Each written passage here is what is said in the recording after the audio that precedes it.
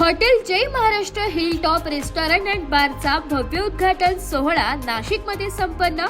नाशिक शहरात आतापर्यंत अनेक दर्जेदार हॉटेल्सची भर पडली असतानाच आता Jai Maharashtra hill top restaurant and bar या नव्या आणि आकर्षक हॉटेलचा भव्य उद्घाटन समारंभ नुकताच मोठ्या उत्साहात पार पडलाय।